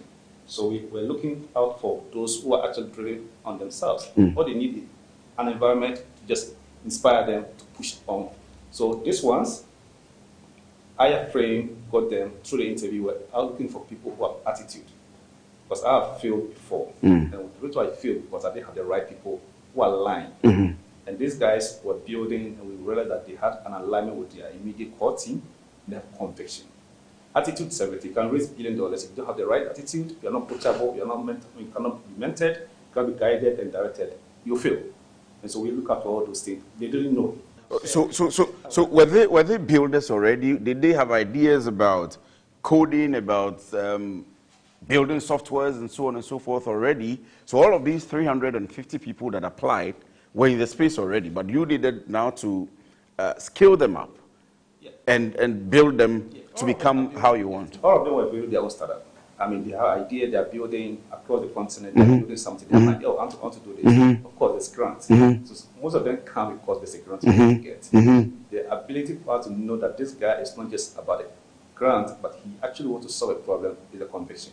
So some of them are first-time founders, some of them are second-time founders, some of them are third-time founders.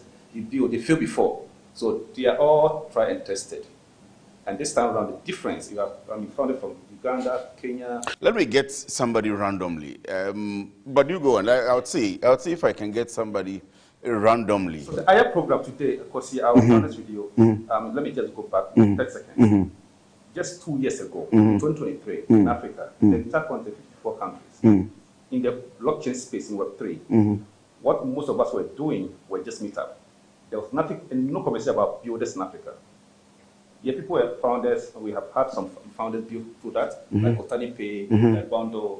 But honestly, there was no intentional conversation about builders. I started movements because we had Africa need blockchain need Africa more than blockchain need the West. But the only way we can make that bold statement is to see people solving problems, and we did have that en masse.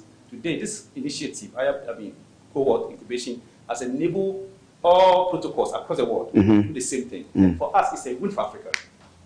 It's not just about IR, because we cannot do it all. We have 1.4 billion people. 70% of these people are young people. They need access, they need different platforms to enable them to realize their dream.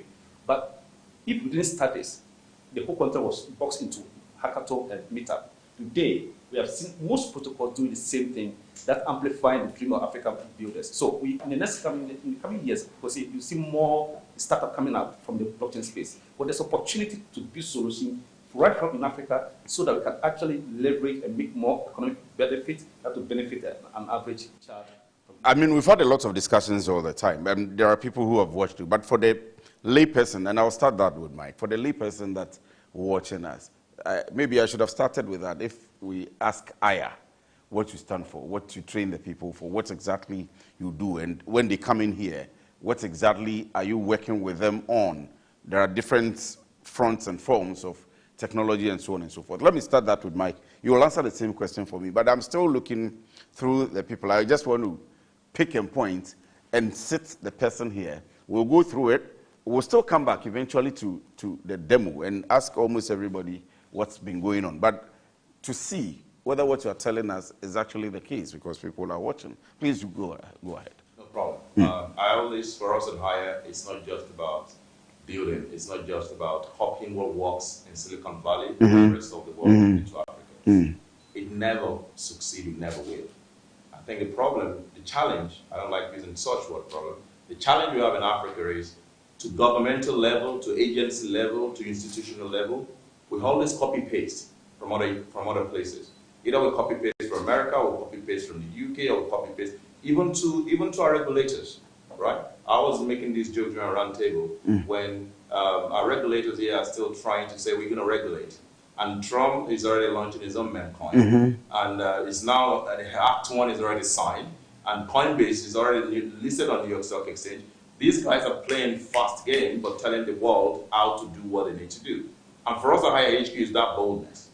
How can we realize that Africa is a 54 country, 1.4 to 1.6 billion people? That is enough economic power to create wealth, generational wealth, in our lifetime. And so for us at Higher HQ, it's not just you building, it's you understanding what you need, the mindset you need to build. Because the paradigm, the frame at which people look at whatever they're building actually matters, right? We've seen in our history, we've seen people, those Pan-Africanists that we all celebrate today as the founding fathers, whether that be Nkrumah, whether that be Awolowo in Nigeria, whether that be Sankara, we still celebrate them today, not because they do something that was popular in their time. They do something that was radically crazy, but they have conviction. And so for us at Higher, in times of the culture, we always have a joke, it's a cultural thing. It's a cultural thing for us at Higher. Because the moment you walk into that Higher ecosystem, you listen to Eric talking very philosophical. Everyone now is like very, very philosophical. And you can see that all across. And these are not just people who turn up every day because they want to make money. They turn up every day because they want Africa's story to change in their own lifetime. And when you're a founder, when you go try a program, what subconsciously you're not aware about is we're helping you to create a new frame. Right? They've got 2 weeks of training in person here. And when you look at our 2 weeks of training, when they all came, they all thinking we're going to teach them how to pitch. But what they realized, what the process, the framework they went through, actually goes through asking them, who are you? Who are the people you love most? Who are the people that mean something most to you? Because if you don't know yourself, then that will impact wherever you put out there in the world. And to us, IR is not just building builders. It's about building, changing the mindset, but most importantly, giving them what I call the secret sauce to success. And that secret sauce to success is you knowing in your mind that you already win. The rest is just replaying the game. So Eric, I mean, based on what you're saying, in the next year or two, I should be seeing some of your trainees out there, big. I mean, not maybe like Elon Musk, but out with the things you've shown them. Absolutely. I mean, in the next 5 years, you're going to see founders build, if not unicorns, they build very sustainable businesses that's making money. But most importantly, there will be a situation where founders are people to understand how to sustain it and support other young people through. So, for example, if you're in the Silicon Valley, I mean, Coinbase start making money, have liquidity, and said Coinbase Venture.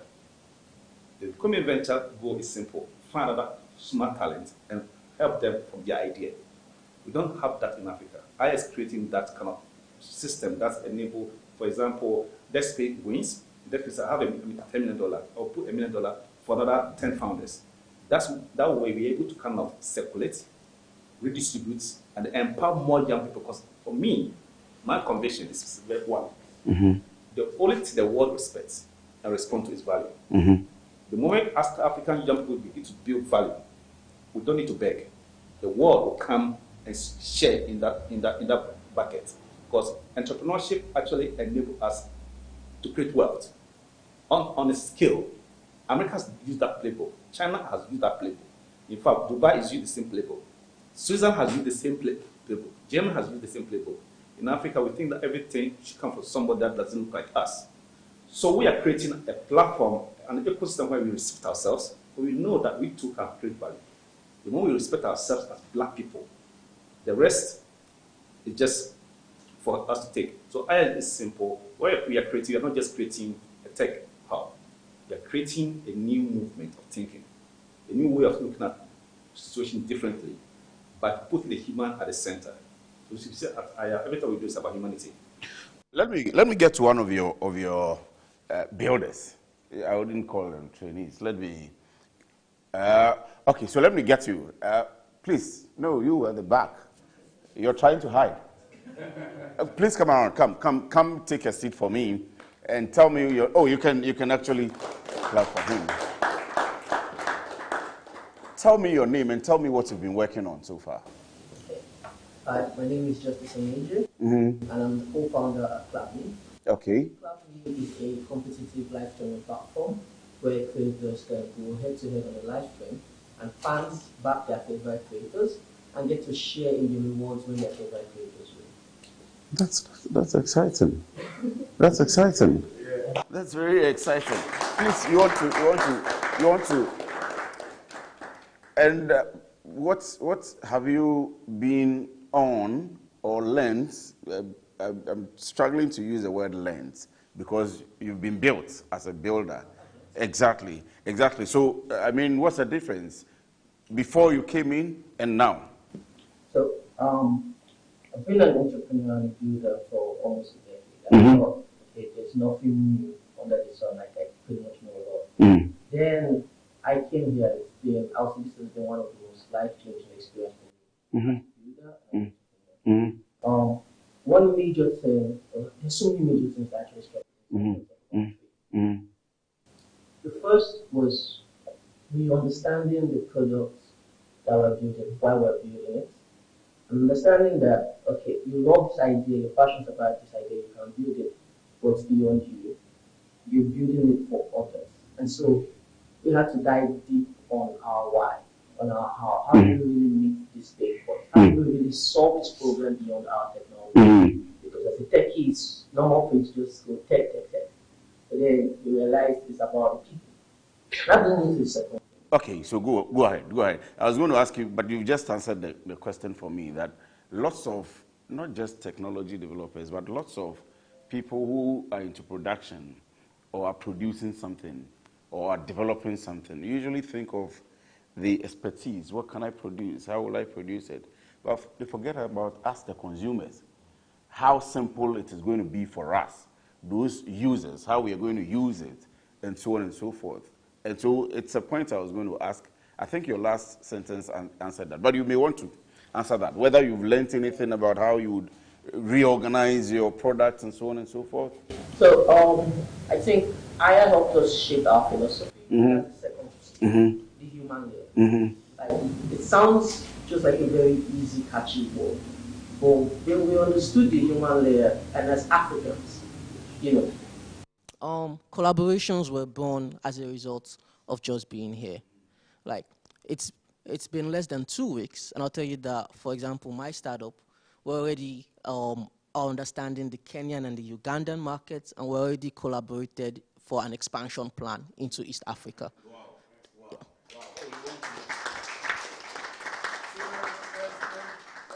That Eric and Mike tells me all the time, creating African solutions for African problems and not rely on the other ones we see across the globe to solve our problems for us. So I'm excited about what you're doing. You may want to learn, and then maybe I'll call the man in glass. Titus. Okay, Titus, come around. I'll call maybe 3, 4, 5 more people, but let me replace you now with Titus. Let me see what Lagos, Nigeria. Lagos, Nigeria. Okay. Lagos is almost as Ghana.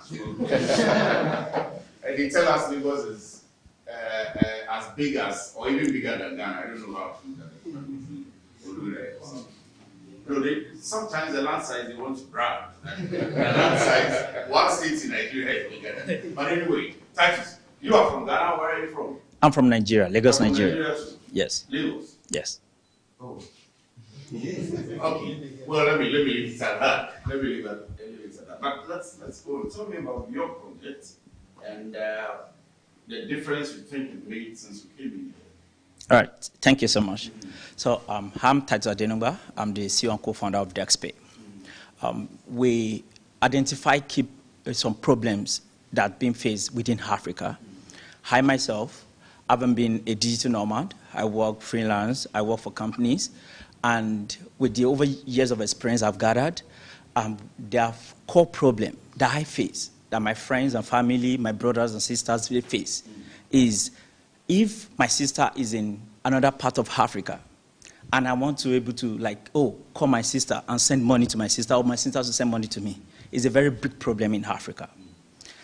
I have a sister outside the country, in United Kingdom, and my sister wants to send money to me. It's a big problem. And this is a core problem that we identified, that we need to, as a techie, that we are solution providers, we need to focus on and solve. And that's why we started DexPay. We identify this problem, and we use our technology experience to be able to solve this problem. So what DESPE does is that DESPE enables individuals across Africa, within Africa, to be able to send value, money to themselves. And this also, we're also able to do it for businesses who need to also use it to facilitate payment for their customers. And that is what DESPE is providing. And yeah. This is important for me because just a day or two ago, I was having a conversation where I needed to speak to our Minister for Transportation, and we are trying to bring an airline in. We're discussing the cost of traveling across Africa, within the African continent. It's expensive than going to Canada, going to Europe, going to anywhere. And so businesses don't thrive. Businesses sending money, doing all of these things, don't thrive intra-Africa. We have AFCFTA here. We are hosting that in Ghana. They are having events here and there, and so on and so forth. But there are no platforms. The AFCFTA, the ECOWAS, the AU, we don't have one common platform to transfer funds, to send money, to have transactions between ourselves as countries. And so if we have somebody here who is providing this kind of solution to increase and boost the trade across Africa, I think he deserves a round of applause.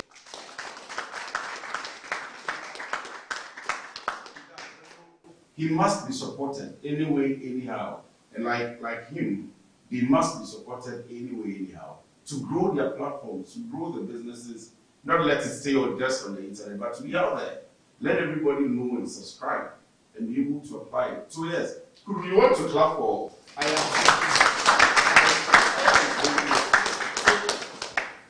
Is there a difference now what you've been doing before and what's currently you are doing? I mean, the things you've learned here at Yes, a very, very remarkable difference. So before hire, we've pushed DESPE to live, and we are kind of trying to penetrate the market. But there were key things that we weren't paying attention to. Understanding the customer pain point to the deepest level, to the grassroots level.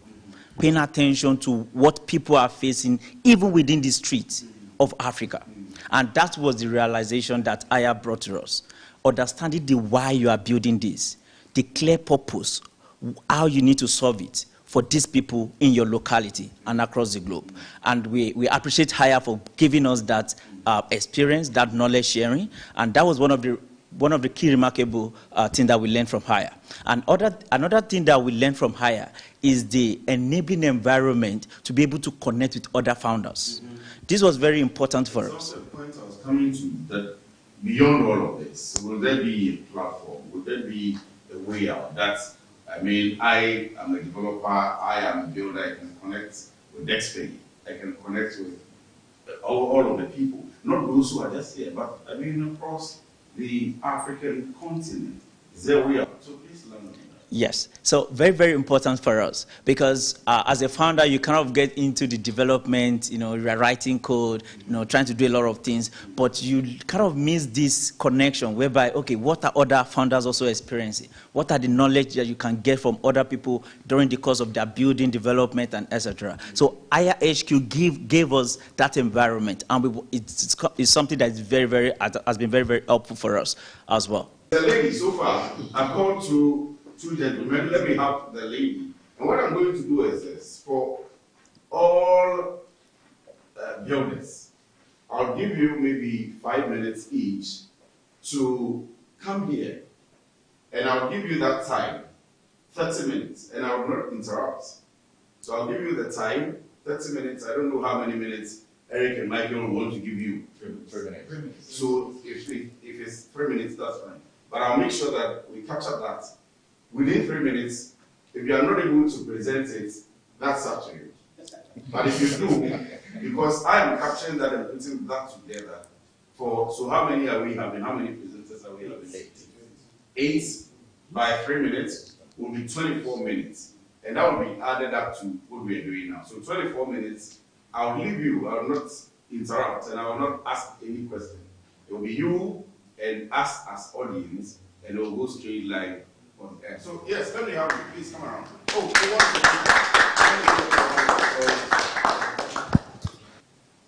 You're welcome. Thank Thank you. Good morning. There's a lady here, please. So tell me your name, where you're coming from, and then what exactly are you working on? I'm Misha Kambira, Chief Operations Officer at ChainPal. I personally am based in Johannesburg, South Africa, but ChainPal is currently based in Nigeria.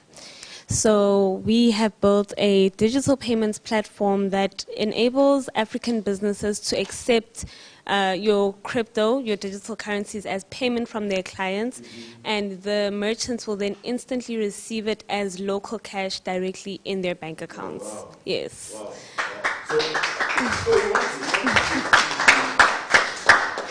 It's a bit similar to Dexpay, but dynamic. Exactly, especially a lot more focus on the business and freelancer aspect instead of the individuals themselves. Yes. But how do you find the program? Because I know South Africa is well advanced in technology.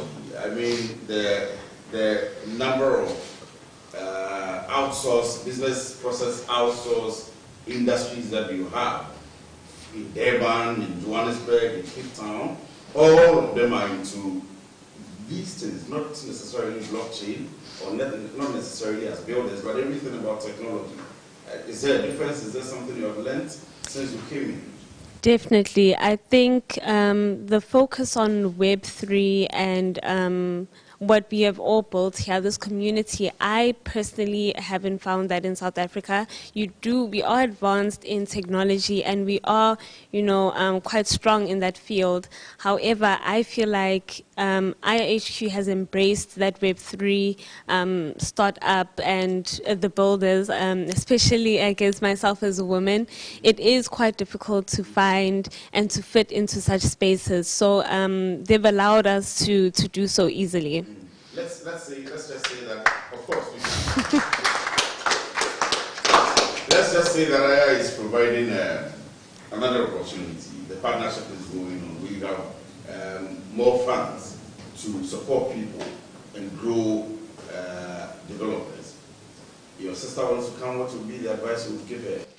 Go for, in fact, jump at the opportunity. Exactly. I had described this this season of this opportunity as a metamorphosis, because it's a constant change that we are going through.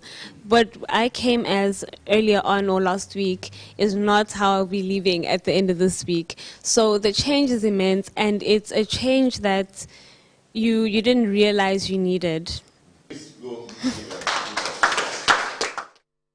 Maybe I'll pick one or two more people, but before I do that, I can let you go now.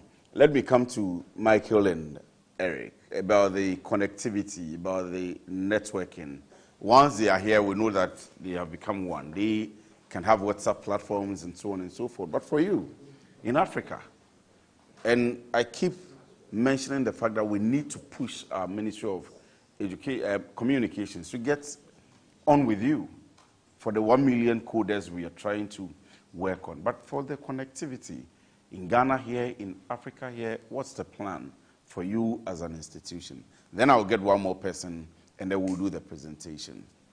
Absolutely. And thanks to all the founders. That's why emotional here. Because I never asked any of them that question. So thank you for that. I think for us, it's a very dicey one because we get asked a lot when we go on global stages about how is government supporting you, how are you interacting with government. And I think to me, I'm going to be very vulnerable here because it's a message that I believe is very timely. One word that stuck with me all my life is a word by a gentleman called Aminu Kano. Aminu Kano said, I look forward for that day. He's a Nigerian high net worth person that made that statement. But I believe that philosophy is applicable to all Africa.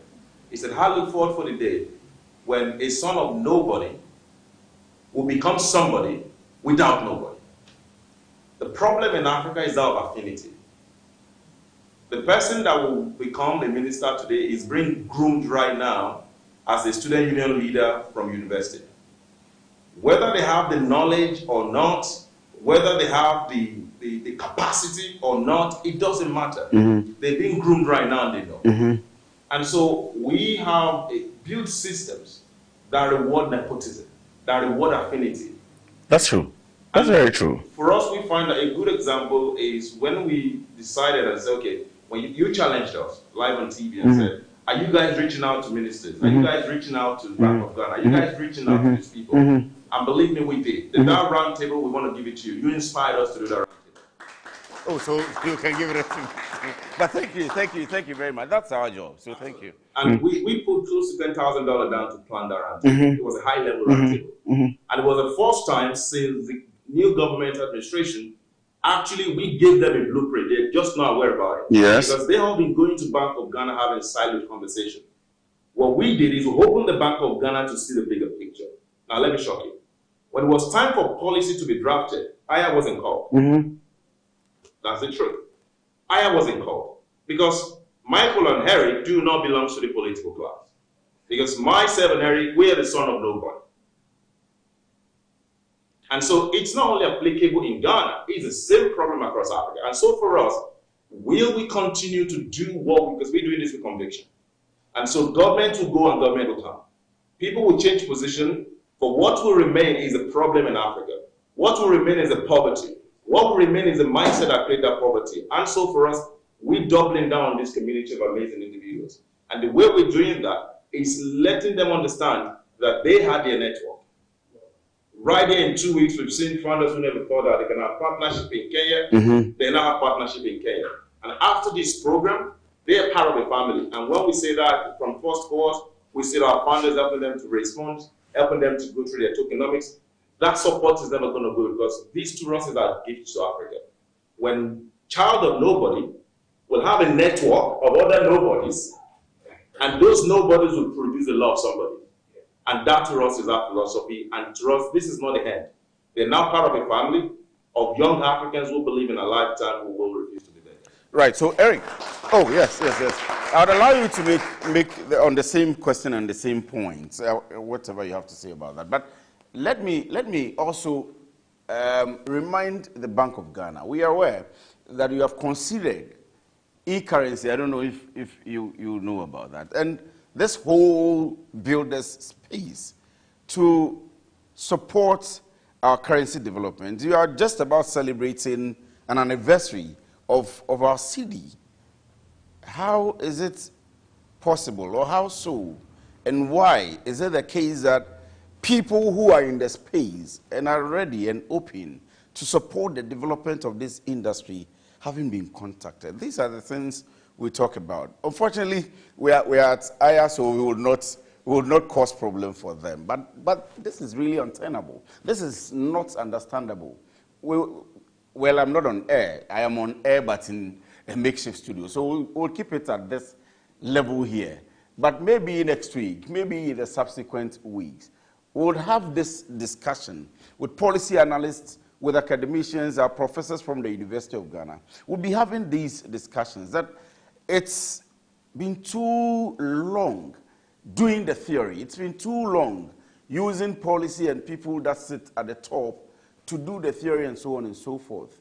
It's time now to come down to the base. It's not time now to come down to us, the foot soldiers. It's time now to see what we think and get it involved or get it as part of what you do. Eric, if I decide to, you know how we do it. If I decide to get in there, it will turn maybe political a bit, or governance aspect. But let's concentrate on what you're doing here. But of course, we'll keep pushing that agenda to see how government collaborates with you and other institutions and other platforms. But let me allow you to speak, and then we can do that. Challenge us, and then we took that challenge and so on the 25th of June, we put up a roundtable. It was quite intense. The President was there. The Minister of Communication was unavailable, but he sent the director. But I'm still thinking that, Honorable Samuel, by this time you should have invited Aya. We have actually sent, after the roundtable, we did a report, and we actually sent a kind of a template, a policy alternate draft, sent and a letterhead, forwarded to the minister, submitted to his office, and received by his personal assistant. And for us, it's not about Aya. I mean, Lee Kuan Yew. But what it is this: we'll get to Honorable Sam George. We'll get to Honorable Sam George, and when we get to him, we are going to ask him the question whether he knows the name Aya. If he does, we'll ask him why he hasn't engaged you yet. So yes, Honorable Sam George, if you're watching, we'll get to you definitely. I was in your office last week. I was told that you had traveled out of the country, and yes, I think I know about the program. But we will get to you either next week or the following week. And remember that we are going to ask you this question: why you haven't engaged Aya, if you know the name at all, and why you haven't engaged them. And I'm sure that we'll make a presentation to you, what they are going to present here. You will see for yourself what the young people are made up of. Forgive me for interjecting, but yeah, this so is what... Lee Kuan Yew made a statement 60 years ago, and it's still relevant today. He built Singapore on 3 pillars: meritocracy, pragmatism, and honesty. I believe Africa, we are at a point where we do not have time. The time where we need to beg is over. It's about value. It's about deliverable. It's about execution. You see, when Trump came, everybody knows what he said. He has assembled results. The best of the minds in America help you to execute. If a government needs results, you look for people who can give the results. At the end of the day, when the result comes, you benefit, the people benefit, and all win. For us at Aya, we are doing it regardless. We are doing it with love, we are doing it with gratitude and conviction.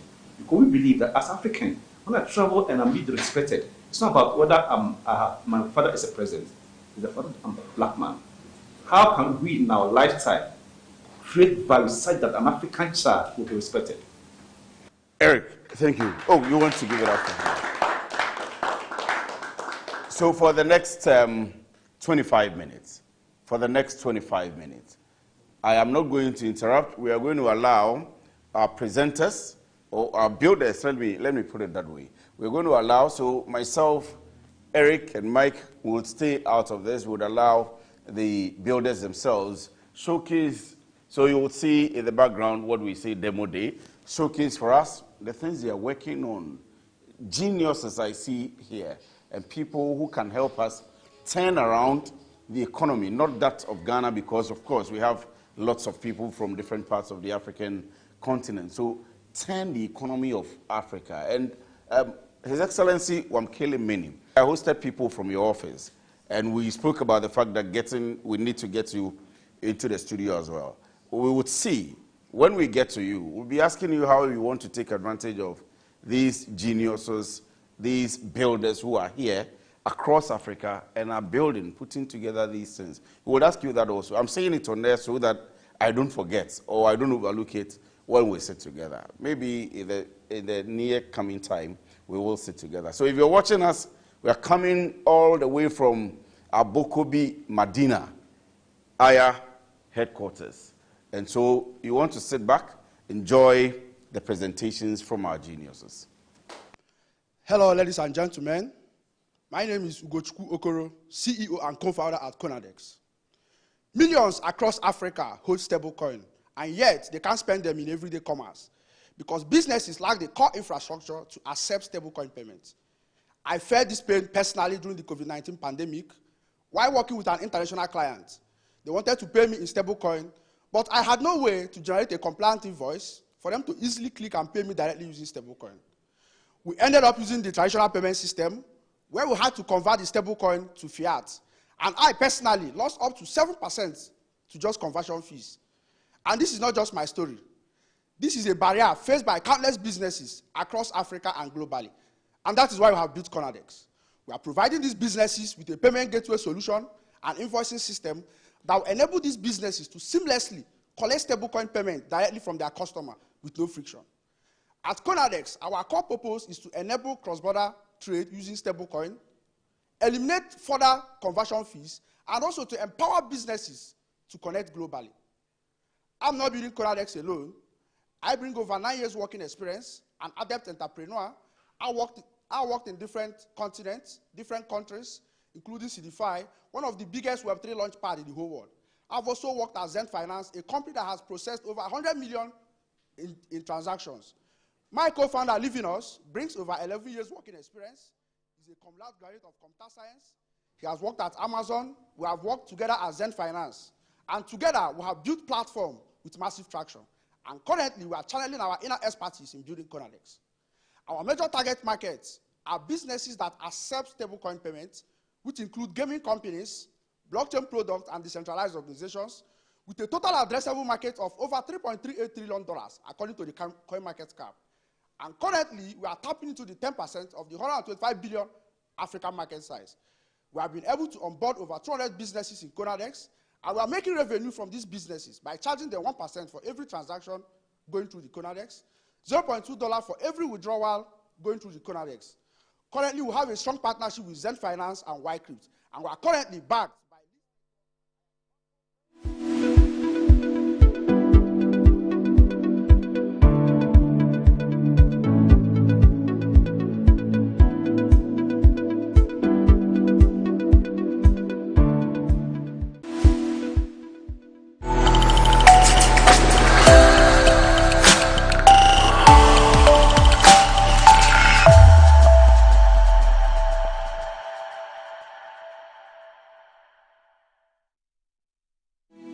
Some loves are born in the blink of an eye. I've been madly in love with her since the first time I saw her. Then let's get married today. I'll be the happiest woman in the world by your side.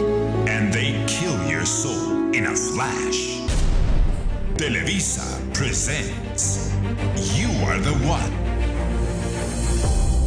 Angela dreams of keeping her promise to be a great doctor and help her people. To Alvaro, ambition is stronger than his dream, and this greed will lead him to commit the worst betrayal to the woman he loves. I will have a husband no matter what. Samantha, will you please marry me? Turning all her dreams into painful disappointments and dangerous consequences. I've been waiting for you to answer my calls, Alvaro. I haven't heard anything from you. I've sent you so many messages, but you've never responded. Have you left the bus station? I just want to pay my debt and get out of here. Her photographs are going to sell fast, and she will be our gold mine. Our clients will love those. Are you looking for a boyfriend? Are you all right?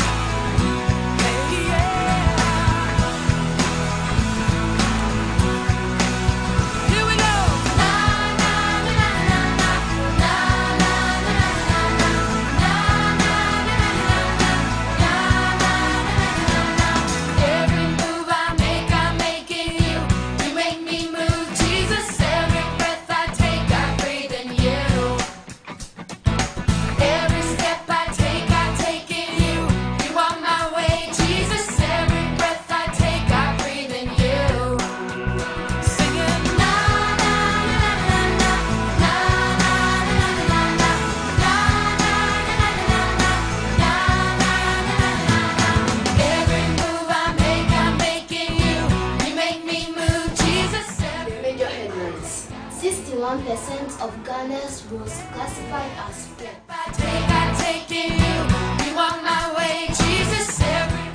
This is Fair Generation Show, the program for smart children. Fair Generation! Children, are you ready?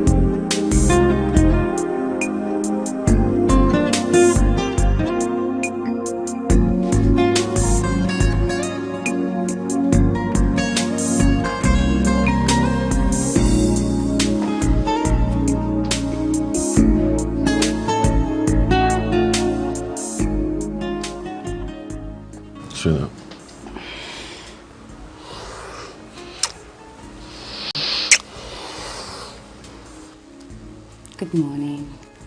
Good morning. Is everything okay? Mm-hmm. You don't look it. I'm fine. You sure? Yes. I just have some business ideas running through my mind. That's all. That's good. Want to share?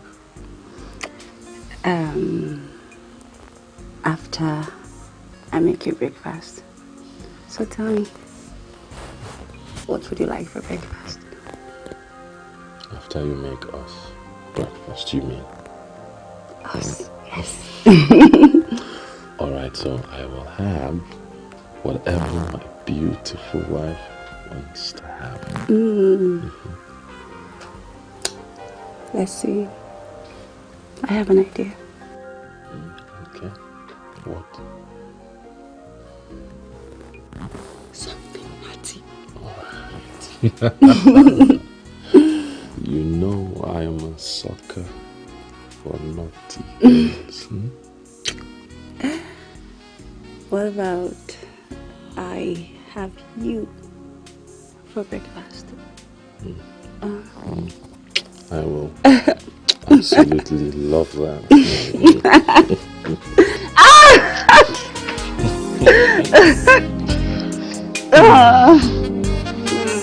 Gonna get some venom.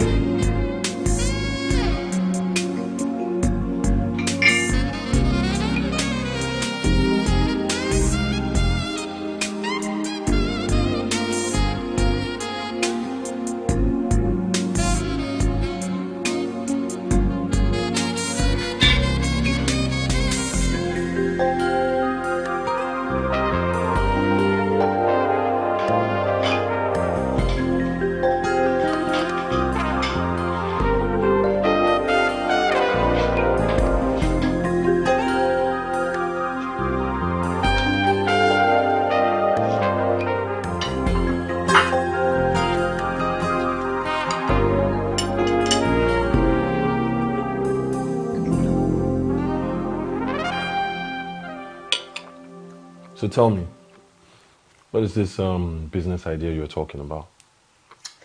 I'm considering sampling my products online.